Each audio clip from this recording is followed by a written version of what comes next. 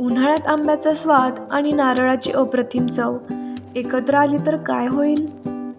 आज आपण बनवणार आहोत अगदी सोपे, मऊ आणि तोंडात विरघळणारे मँगो कोकोनट लाडू. ही रेसिपी इतकी सोपी आहे की एकदा बनवली तर पुन्हा पुन्हा बनवावीशी वाटेल. चला तर मग सुरुवात करूया.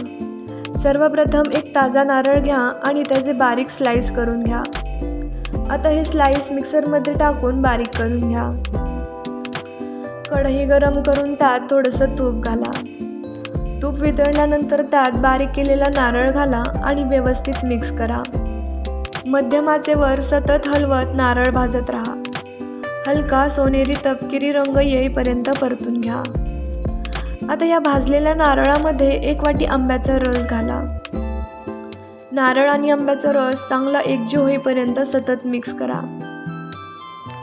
यानंतर त्यामध्ये 1 वाटी साखर घाला आणि व्यवस्थित मिक्स करा. साखर वितळू लागल्यावर 2 चमचे वेलची पूड घाला. वेलचीमुळे लाडूंना खूप छान सुगंध आणि पारंपरिक चव मिळते. सर्व साहित्य एकजीव होईपर्यंत मिक्स करत राहा. आता या मिश्रणामध्ये 1 वाटी दूध घाला आणि पुन्हा चांगलं मिक्स करा. मध्यम आचेवर मिश्रण सतत हलवत राहा. दूध हळूहळू आटेल आणि मिश्रण घट्ट होऊ लागेल.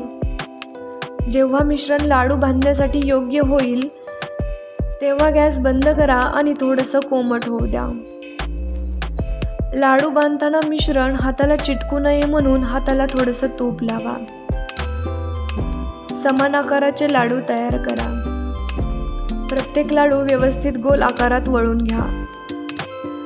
आता तयार केलेले लाडू डेसिकेटेड कोकोनटमध्ये हलकेच रोल करा. यामुळे त्यांना सुंदर पांढरे आवरण मिळते आणि ते दिसायलाही अधिक आकर्षक वाटतात. तर असे तयार झाले आपले स्वादिष्ट मँगो कोकोनट लाडू.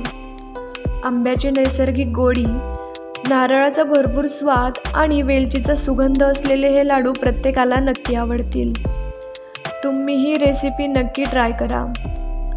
व्हिडिओ आवडला असेल तर लाईक करा, शेअर करा आणि अशाच सोप्या आणि चविष्ट रेसिपीसाठी चॅनलला सबस्क्राईब करायला विसरू नका.